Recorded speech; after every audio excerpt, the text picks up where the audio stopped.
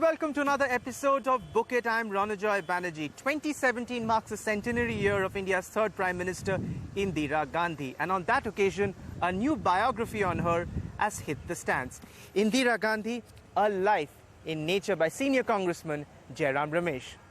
It's not the usual run-of-the-mill biography, and we all know when it comes to Indira Gandhi, there's plenty of biographies out there. It's not a biography of an existing biography either, but in the author's own words, it's an unconventional attempt really to try and explore that one unexplored side of Indira Gandhi, her love and sheer passion for wildlife and the environment. The book is also unique because for the first time it brings to the public domain a treasure trove of her personal letters, file notings, copies of her speeches, as it tells us a compelling story of how her love and passion for wildlife and the environment acted as a therapeutic balm as she fought the many upheavals both in her personal and her political life. Indira Gandhi, A Life in Nature is an easy-to-read, enjoyable book where the third Prime Minister speaks directly to the readers. You cannot help but be fascinated that despite the political tumult of the late 1960s, early 1970s, Indira Gandhi still found time to care so deeply about the wildlife, launch programs like the Save Tiger campaign, and even write letters to the Pakistan president in the height of Indo-Pak tensions in the early 1980s to save the Siberian cranes. Let's find out more about the work from the author himself. And with me now is the author himself of the unconventional biography on Indira Gandhi, Mr. Jairam Ramesh. Good to have you.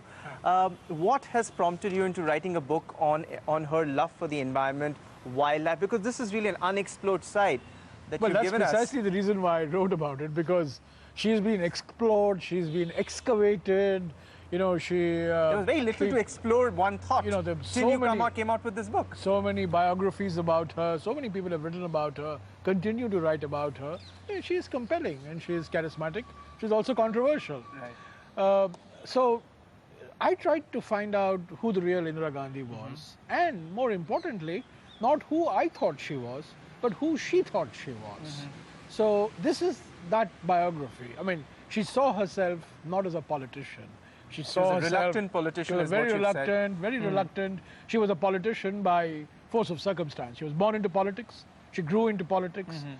She matured in politics, and she became a prime minister. But she saw herself as a naturalist. She saw herself as an environmentalist, in love with nature, in love with birds. She was the founder member of the Delhi Bird Watching Society, fond of animals, obsessed with mountains, you know, and like hill stations. No, but she went beyond her father. I mean, she inherited a lot. You know, there was a natural disposition because, you know, she was traveling with her sick mother to all the hill stations. She studied in Switzerland. She studied in Shantiniketan. It was a natural disposition. She was profoundly influenced by Nehru, no doubt.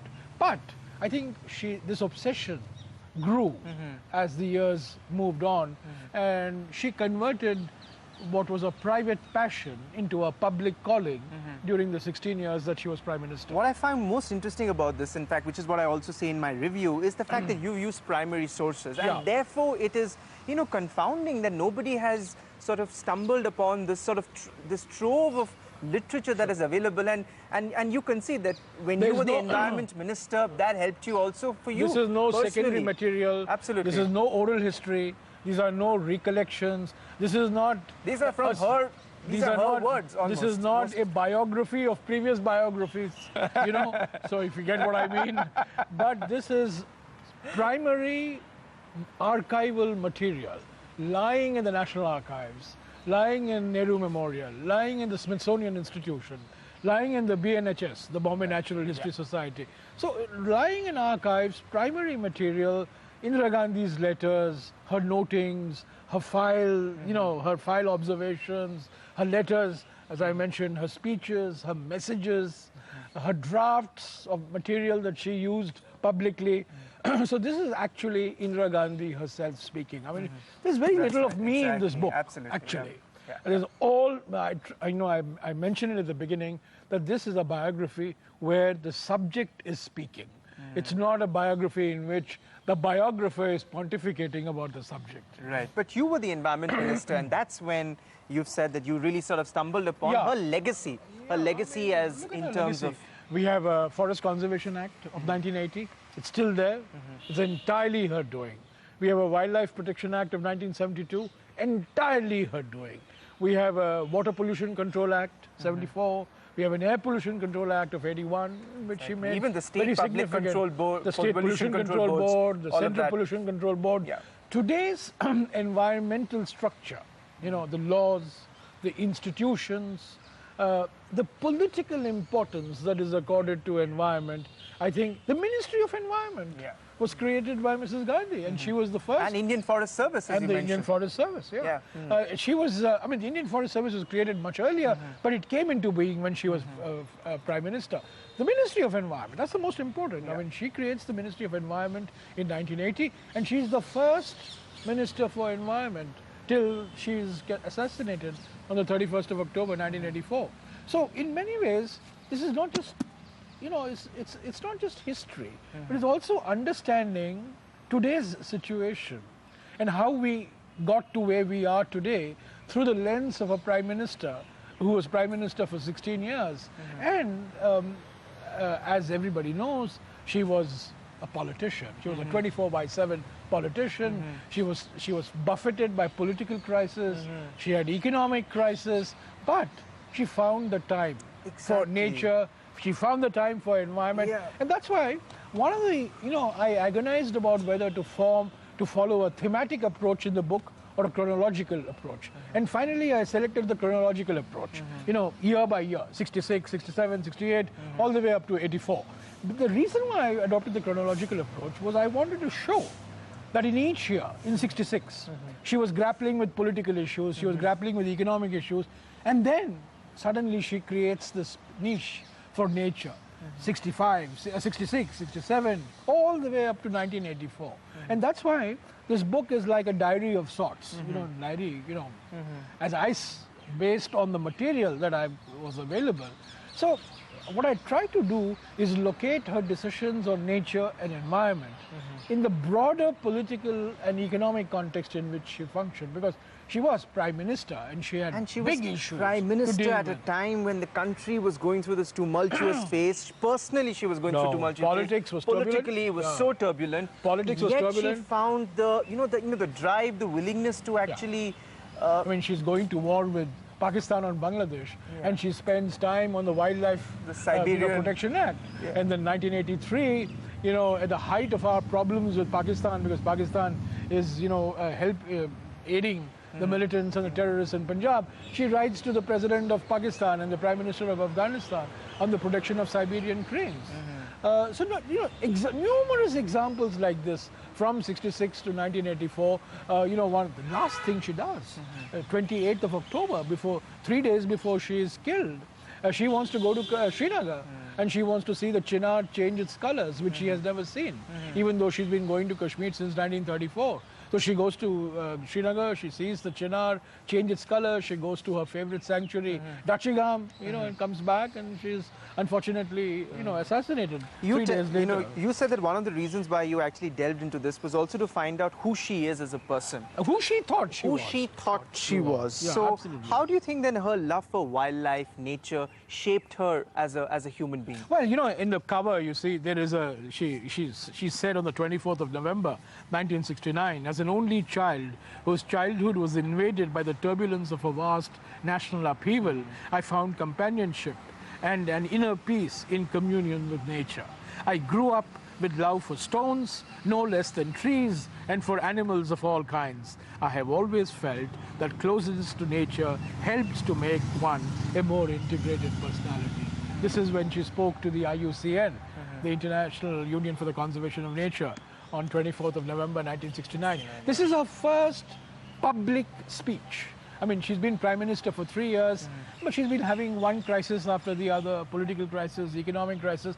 24th of November 1969, she announces to the world that here I am, Prime Minister of India, but I am also a conservationist, I'm also a naturalist. And this is what she said on that day.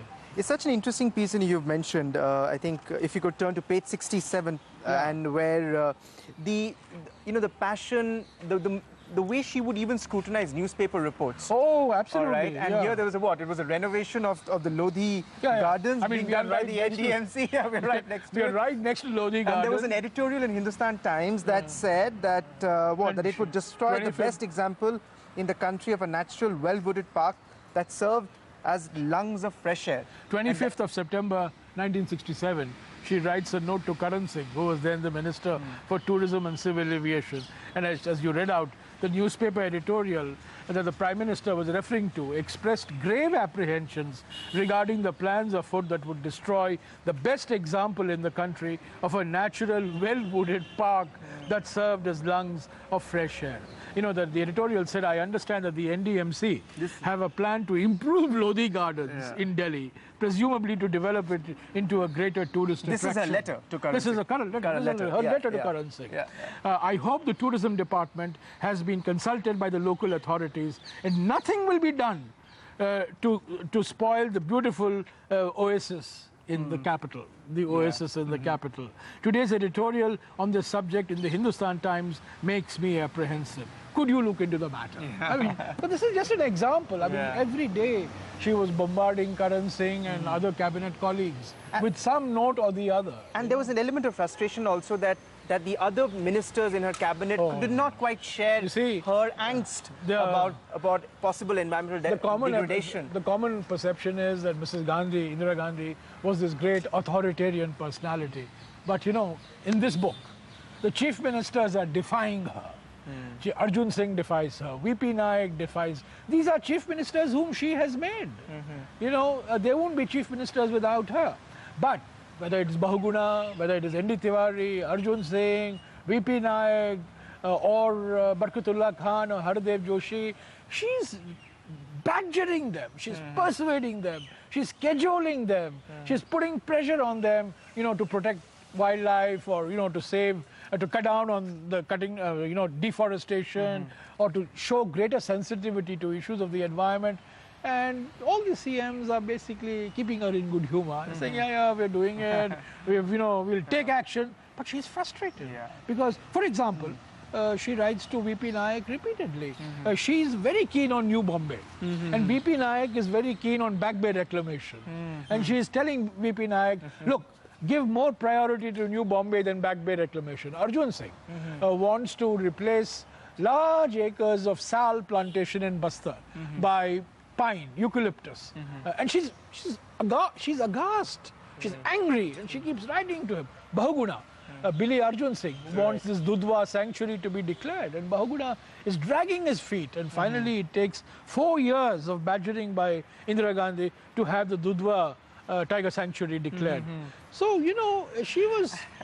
And her response, I remember... She was, you know, she said, people say she was dictatorial, she was authoritarian, she broke no opposition, but, you know, in 16 years that she was Prime Minister, on matters relating to environment, nature, the evidence, the primary evidence shows that her interventions were more an exercise in persuasion, in cajoling, in convincing, in making people understand, rather than telling them, hey, look, this is what I think, and this is what needs to be done. She didn't do that.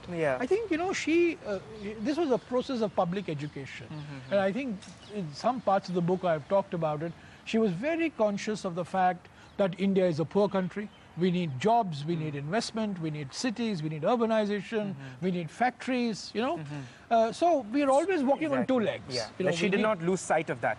She never lost ecological balance is her favorite term. The favorite word is ecological balance. Yes. She's always talking about balance. She's always and sometimes she takes decisions, you know, which are justified on economic grounds, but may not be justified on environment. The oil refinery in Mathura, justified on economic grounds, but on environmental grounds, highly dubious. It was 60 kilometers from the Taj and another 50 kilometers from the Bharatpur Bird Sanctuary, or the Kudremukh iron ore project. You know, it had devastating consequences on the ecology of the Western Ghats, but made perfect economic sense.